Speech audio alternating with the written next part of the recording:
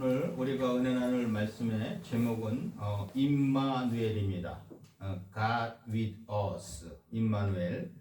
오늘 우리가 봉독하신 마태복음 1장 18절에서 25절의 말씀 중에 그 23절 말씀해 보시면은 보라, 처녀가 잉태하여 아들을 낳을 것이요 그의 이름은 임마누엘이라 하리라, 이렇게 말씀하고 있습니다.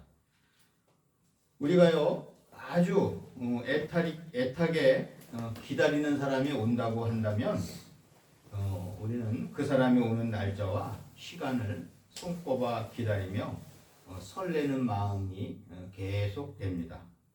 저도 어릴 적에 할머니가 오시는 꿈을 꾸면요 여지없이 할머니가 오셨어요. 지금도 참 보면은 희한하다 생각하는데 아마 제가 할머니를 보고 싶어서 기도하는 마음으로 계속 기도를 하니까 하나님께서 꿈에 할머니를 보여주신 거예요. 옛날에는 우리 할머니들이 뭐 이렇게 머리에 이고 이렇게 오셨잖아요. 할머니가 머리에 뭐를 이고 편안히 오시면 그 다음날 여지없이 할머니가 서울 집에 오신 거예요. 그래서 우리가 누구를 기다린다, 고대한다 이렇게 하면요 항상 보면 우리는 그분에 대해서 이렇게 사랑하는 마음, 그죠? 그런 마음을 갖게 돼요. 예수님은 구약 성경을 통해서 우리에게 임재할 것이라는 약속을 주셨습니다. 그래서 우리는 계속 예수님을 기다렸습니다. 이 귀하신 예수님이 우리에게 오셔서 삼위일체 하나님이 드디어 우리에게 모습을 보이셨습니다. 우리가 하나님 본 사람이 있어요? 이렇게 얘기하면 대답을 못해요. 그런데 삼위일체 하나님 중에 성자 하나님이요 2000년 전에 이 땅에 오셔서 우리 모습에 우리 눈으로 본 거예요. 우리 눈으로 하나님을 보여주신 거죠. 보여주신 거. 그래서 보면은 여기 보면은 임마누엘이라는 의미가요 God with us. 원래는 정확히 문법적으로 하면 God is with us죠. 하나님이 우리와 함께 하신다.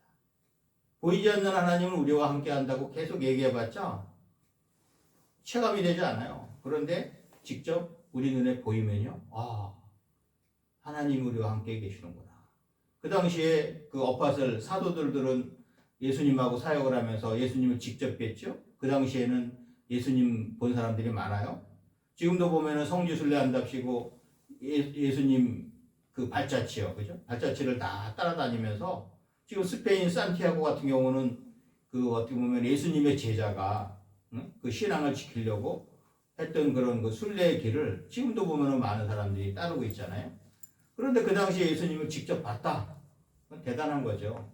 그래서 사도 바울도 그런 타박을 많이 받았지만 사도는 예수님과 직접 사역을 하면서 예수님을 본 사람을 사도라고 해요. 그래서 예수님의 12제자를 어파셀 사도라고 하지만 그 다음에는요 예수님을 이제 직접 본 사람은 없어요. 사도 바울은 그 이후에 다메섹 도상에서 예수님을 믿는 사람들을 잡아서 버리려고 가다가 다메섹 도상에서 예수님을 만났죠. 그래서 그 이후로 이방인을 전도하는 사도가 되었는데 사도 바울도요 그 당시에 예수님을 직접 본 사람들이 너는 사도가 아니다라고 그랬어요. 왜? 너는 직접 예수님을 보지 않았기 때문에 사도가 아니다. 이렇게 얘기했습니다. 그래서 우리가 예수님을 직접 본다, 하나님을 직접 본다는 것은 대단한 것입니다. 여기서 임마누엘은요 히브리어입니다. 이스라엘 말이죠. 히브리어인데 히브리어로 임마누가요 우리들과 함께 있다. 그리고 엘은 뭔가요? 우리 잘 아시는 하나님이죠. 하나님. 하나님이 우리와 함께 하신다. 이렇게 조합해서 임마누하고 엘하고 합해서 하나님이 우리와 함께 하신다는 의미를 갖고 있습니다. 그러면 이런 임마누엘 하나님이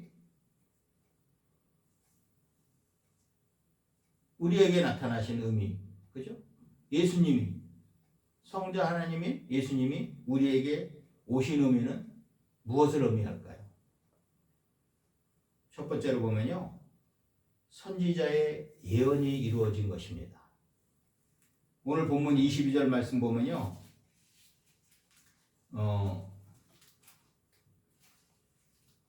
이 모든 일이 된 것은 주께서 선지자로 하신 말씀을 이루려 하심이니 이렇게 말씀하고 있어요. 선지자들이 한 말을 이루려고 하신 것이라고. 왜냐하면 하나님이 우리한테 말씀을 주시고 이 말씀 성취를 하시려고 이게 하셨다는 거죠. 우리가요 세상에서 사람들을 잘 안 믿어요. 왜 안 믿냐면 그 사람이 말하는 거에 신빙성이 별로 없기 때문에. 어떤 사람을 잘 믿나요? 그 사람이 말한 거에 대해서 정확성이 되게 높은 거. 거짓은 얘기 안 하고 정확히 본 것만 얘기하고 정확히 얘기하는 사람을 잘 믿어요. 그런데 우리가 신빙성이 없는 얘기를 자주 하는 사람은 뻥쟁이라고 그러고 믿지 않고, 특히 요즘 정치인들 그런 사람들 많아요. 자기가 보지도 않고 자기가 목도도 하지 않았는데 말을 함부로 해서 사람을 괴롭히는 사람도 있고, 어떤 사람은요 아니면 말고 해갖고서 많은 사람을 자살하게 해요. 저는 참 나쁜 죄라고 생각해요. 이런 사람들은 우리나라 지금 법적으로 이런 게 제대로 안 돼 있지만 이런 사람들은 아주 제가 봐서는 극형에 처해야 될 사람들이에요. 자기가 보지도 않았는데 꼭 마치 본 것처럼 그 사람의 잘못된 것을 막 얘기하고, 성경에서도 누구를 갖다가 벌을 이려가면 2명을 증인을 세워요. 왜? 한 사람 말은 안 믿고 꼭 2사람이 정확히 똑같이 얘기를 해야지 믿는 거예요. 근데 그것도 사실은 정확하지 않아요. 2사람이 만약에 짰을 때 어떨까? 근데 정확한 거는 하나님이 아시죠. 하나님이 아시는데, 아무튼 선지자를 통해서 예수님이 이 땅에 오실 것을 구약에서 계속 말씀을 하셨어요. 세상에서도 귀한 사람이 올 때는요 미리 방문할 것을 통보하여서 준비하게 됩니다. 제가 전에 회사에 근무할 때 현장에서요 대통령을 3분을 뵀어요. 근데 대통령이 오실 때 와서 준비를 합니다. 제일 중요한 게 보안이에요. 보안. 이 대통령이 혹시 뭐 이상한 그 어떻게 보면은 위험한 게 처하지 않게 하려고 보안에 대해서 제일 신경을 씁니다. 그렇게 준비하고 그 다음에 뭐 경호실에서나 이렇게 나와서 준비하는 거 보면요, 야 저래서 대통령을 하는구나 할 정도로 철저하게 준비를 합니다. 대통령 한 분이 오시는 걸 놓고 그걸 준비하려고 그렇게 현장을 갖다가요 그냥 막 그 사람이 보증이 돼 있는 사람이 아니면 못 들어오게 합니다. 그리고 대통령이 당일 오는 날은요 딱 그 공기업 직원들만 딱 들어오게 하고 이렇게 하는 것을 봤어요. 우리는요 예수님이 이 땅에 오신다고 계속 구약을 통해서 들었습니다. 그런데 이것이 이루어지지 않으면 하나님이 뻥쟁이가 되시잖아요. 성경을 우리가 믿겠어요? 예수님도요 구약 성경 여러 곳에서 장차 인간의 구원자로 오실 것을 말씀하셨습니다. 이사야 7장 14절에서는요 오늘 본문 23절에서 말씀하고 있는 똑같은 말씀이에요. 주께서 친히 징조를 너에게 주실 것이라. 보라 처녀가 잉태하여 아들을 낳을 것이요 그의 이름을 임마누엘이라 하리라. 오늘 본문 23절 말씀이 바로 이사야 7장 14절에 있는 말씀입니다. 그리고 미가서 5장 2절에서는요 베들레헴 에브라다야 너는 유다 족속 중에 작을지라도 이스라엘을 다스릴 자가 내게로 나올 것이라. 그의 근본은 상고에 영원에 있느니라 하고 말씀하고 있습니다. 예수님이 베들레헴에서 나실 것으로 예언을 한 거예요. 이사야 선지자와 미가 선지자 모두 예수님 탄생을 예언하였는데 이 말씀이 이루어진 것입니다. 여기 베들레헴 에브라다야 이렇게 얘기하는데요. 에브라다는 열매가 많다, 풍요롭다, 푸르폴이라는 그런 뜻이 있는데 이것은 아마 베들레헴을 다른 이름으로 불렸거나, 그죠? 에브라다로 전에 불렸거나 아니면은 베들레헴 그 근처에 또 이렇게 작은 지명으로 에브라다라는 그런 지명이 있을 수도 있어요. 아무튼 베들레헴에 예수님이 나실 것으로 예언을 했던 거죠. 얼마 전에 돌아가셨지만 브라질의 축구 황제, 그죠? 전 세계 축구 황제라고 그러죠. 축구 황제라고 했던 펠레의 예언을요 우리는 펠레의 저주라고 합니다. 왜냐하면 이분이 예측했던 거는 다 안 맞아요. 어느 팀이 월드컵에 우승한다 그러면 그 팀은 예선 탈락하고, 그래서 펠레가 얘기하는 건요, 다 펠레 저주라고 제발 우리 팀만 불러주지 않았으면, 그렇게 얘기를 해요. 그 축구의 전문가, 그 사람이 예측하는 것도 안 맞아요. 그런데요, 하나님이 선지자를 통해서 예언하게 하신 건요, 항상 틀림이 없이 정확하게 이루어졌습니다. 성경은요, 정확합니다. 그런데 우리가 잘 믿지 않는 거죠. 마태복음 5장 18절에서는 진실로 너희에게 이르노니 천지가 없어지기 전에는 율법의 1.1획도 결코 없어지지 아니하고 다 이루리라고 합니다. 하나님 말씀은요, 1.1획도 결코 없어지지 않고 하나님의 말씀은 사라지지 않습니다. 하나님의 말씀은 반드시 이루어집니다. 그리고 두 번째로 예수님이 우리에게 오신 의미, 임마누엘의 하나님 예수님이 우리에게 오신 의미는요, 성령으로 잉태되신 인류의 구원자이라는 것입니다. 마태복음은요, 우리가 왕의 복음이라고 그래요. 마태복음을 읽으면 예수님이 우리의 왕으로 오셨다. 그죠? 그러면은 우리는 세상 사람들은 다 날 때 남과 여가 사랑을 해서 그 결실이 나오는 게 자녀잖아요. 그런데 이 예수님은요, 누구와? 성령님과 마리아의 몸을 빌려서 성령으로 은혜서 잉태가 돼갖고 예수님이 이 땅에 오신 거예요. 예수님은 삼위일체 하나님의 한 분이시기에 일반 사람이 이 땅에 온 것과는 다른 모습으로 오셨습니다. 이것은 바로 사람으로 인해 잉태한 것이 아니라 성령으로 인해 잉태된 것입니다. 이것은 우리의 사고 개념을 깬 것입니다. 성령님이 하시면 안 되는 것이 무엇이 있겠습니까? 우리의 2차원적인 사고, 3차원적인 사고로는 도무지 이해가 안 가는 고차원적인 일이 벌어지는 것이 바로 성령의 역사입니다. 예수님의 잉태는요, 사람의 작품이 아니라 바로 하나님이 직접 역사하신 결과인 것입니다. 오늘 본문 18절에서는 예수 그리스도의 나심은 이러하니라 그의 어머니 마리아가 요셉과 약혼하고 동거하기 전에 성령으로 잉태된 것이 나타났더니라고 합니다. Through the Holy Spirit. 성령으로 잉태된 거예요. 성령으로. 성령의 역사는요, 이적의 역사입니다. 성령의 역사는 세상의 개념으로는 이해가 가지는 않지만 우리에게는 자주 일어나는 일입니다. 하나님 있는 사람들은요, 성령에 대해서 얘기하려면요, 신앙생활 잘하는 분들은 할 말이 되게 많아요. 성령의 역사를 많이 체험해 봤거든요. 근데 믿지 않는 사람들은 어떻게 그런 일이 있을 수가 있어, 그렇게 얘기를 하죠. 근데 저도 성령의 역사를 얘기하려면요, 어릴 적부터 이런 체험했던 걸 보면은 너무나 얘기 많이 할 게 많아요. 우리는 직접 체험하고 살았거든요. 어느 추운 겨울 한방눈이 몹시 내리는 성탄절 날이었습니다. 신앙심이 깊은 남편을 따라서 성탄 예배를 드리고 집으로 돌아가며 아내는 계속 의심을 토해냈습니다. 어떻게 하나님이 인간으로 오실 수 있지? 난 아무리 믿으려 해도 믿을 수가 없어요. 남편을 의심하는 아내에게 계속 설명을 하였지만 소용이 없었습니다. 집 문 앞에 이르러 이상한 광경이 시야에 들어왔습니다. 참새들이 눈이 너무 많이 쌓여서 먹이를 얻지 못해 집 문 앞에 비실대고 있었습니다. 남편은 얼른 집으로 들어가서 먹이를 가져와서는 새들에게 던져주었습니다. 그러나 새들은 아랑곳하지 않고 푸드득하며 날아가 버렸습니다. 남편은 실망해서요, 새들아, 난 너희들을 해하려는 것이 아니야.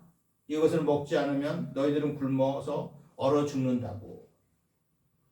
새들이요, 사람의 말을 들을 리가 없었습니다. 남편은 날아가는 새들의 뒷모습을 보며 이렇게 말했습니다. 이 뜻을 어떻게 너희에게 전할 수 있겠니? 내가 새가 되지 않고서는. 이 말을 듣고 있던 아내의 뇌리에 번쩍 무엇인가 스쳐갔습니다. 그래, 하나님이 인간에게 계속 사랑을 베풀었지만 인간들은 하나님 품을 떠났던 거야. 인간이 하나님의 사랑을 깨달을 수 없기 때문에 어쩔 수 없이 하나님이 인간으로 오신 것이야.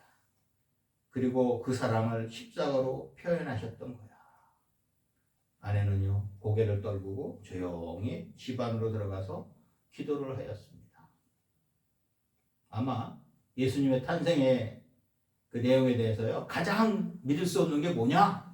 그러면 아마 우리가 과학적으로 탐구하고 뭐 얘기해도요, 동정녀 탄생이에요. 어떻게 남자가 없는데 어떻게 아기가 생겨? 이런 얘기를 하죠. 그런데 하나님은요, 이 우리가 상식적으로 이해하지 못하는 것, 과학적으로도 이해하지 못하는 것을 하실 수가 있는 분이죠. 우리가 아는 과학적 상식으로는 이해가 가지 않아도 이것은 엄연한 사실입니다. 저는요, 어릴 때부터 그걸 어떻게 그럴 수 있지, 어떻게 그럴 수 있지, 이게 안 돼요. 누가 그런 분을 어떻게 그걸 믿었어요? 그러는데 저 같은 경우 어릴 때부터 성경에 있는 그대로 믿어져요. 그것도 하나님의 은혜예요. 전 나름대로 공부를 했다고 하면서도 어떻게 성경이 이렇지 이렇지? 그걸 제가 반박을 안 했어요. 있는 그대로 믿었다는 게 너무나 감사한 거예요. 종교개혁자 마틴 루터는요, 동정녀 탄생은 하나님께 있어서는 단순한 일에 불과하다. 도리어 하나님이 인간으로 되어야만 했던 사실이 더욱 큰 이적이다라고 했습니다. 하나님한테는요, 아무것도 아니에요. 동정녀 탄생은.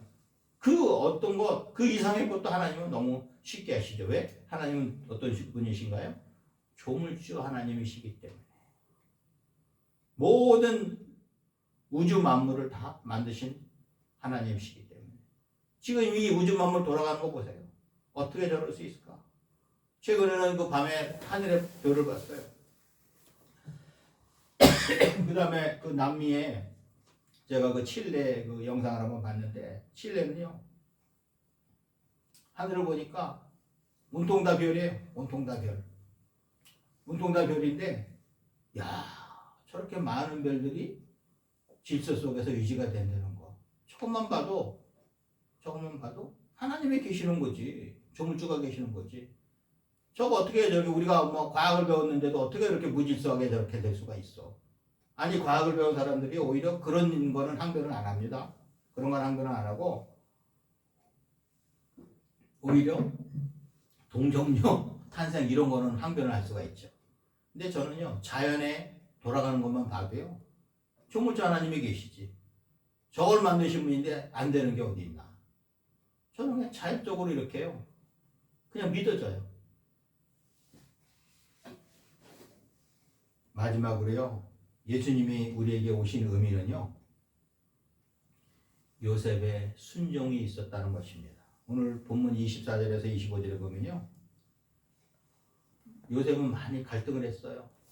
많은 갈등을 했는데 요셉은 순종을 했습니다.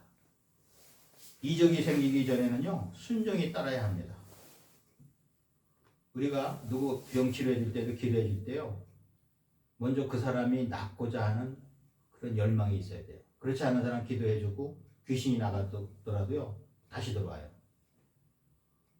그래서 그 사람이 내가 원해야 돼. 내가 이 병을 치료해야 되고 나를 괴롭히는 귀신을 내쫓아야겠다. 같이 해야지 의기투합이 돼서 또 기도해 주면은 나가는 거죠. 다시 또 들어옵니다. 우리는 순종하는 자세가 필요합니다. 당시 문화나 율법으로는요, 결혼식을 치르지 않는 처녀 임신은요, 도저히 용서할 수 없는 일이었죠. 요셉이 받은 충격은요, 이루 말로 할 수 없었을 것입니다. 약혼한 아가씨가 나하고 잠자리도 하지 않았는데 임신을 했다. 그 당시에는요, 바로 돌 맞아 죽는 일이거든요. 그런데 요셉은요, 조용히 끊고자 했어요. 자기가 떠들면 어떻게 돼요? 마리아는 돌 맞아 죽어요. 조용히 끊고자 했어요. 그런데 하나님의 사자가 꿈에 나타나셨습니다.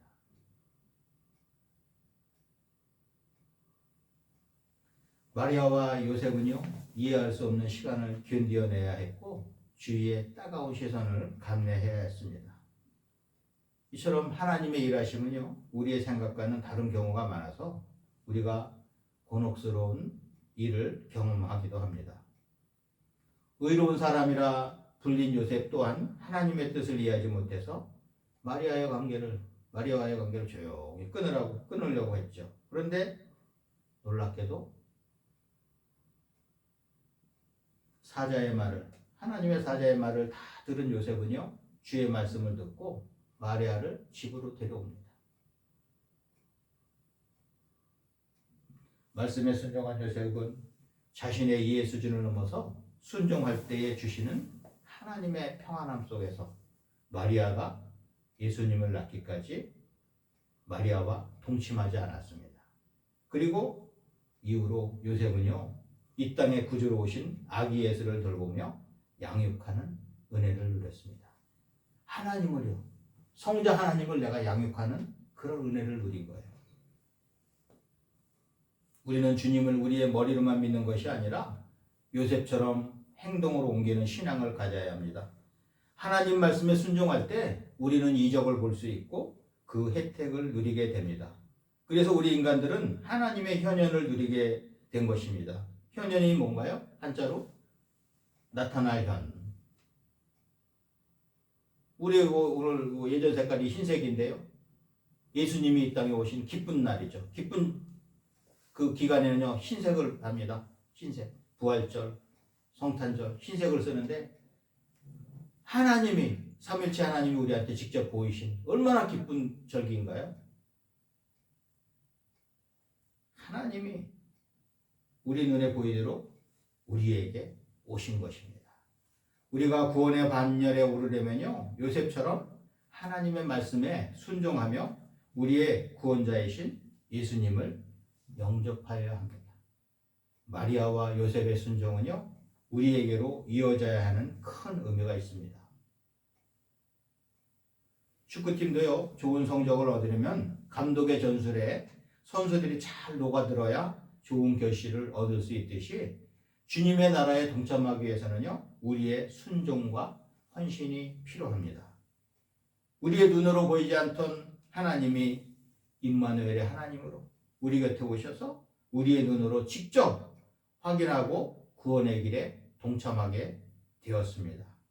예수님이 우리에게 오신 의미는요, 구약 성경의 성취입니다. 그죠? 오늘 첫 번째로 얘기했죠? 구약 성경의 성취. 그 다음에 또 하나님 뭔가요? 두 번째로는 하나님의 아들이 우리에게 오셔서 우리의 눈으로 확인한 것입니다. 성령으로 잉태되었어. 성령으로 잉태된 게 하나님의 아들. 킹 오브 킹. 왕으로 오신 예수님. 그리고 또한 구원을 위해서 우리는 주님께 순종해야 함을 알 수가 있습니다. 요셉이 순종해서 예수님이 사람의 모습으로 인간의 몸으로 자라고 예수님의 사역을 하실 그것을 요셉이 마리아가 도왔던 것처럼 우리도 하나님의 역사를 위해서 하나님의 역사에 동참하기 위해서는 어떡합니까? 우리는 하나님의 말씀에 순종하는 사람이 되어야 합니다.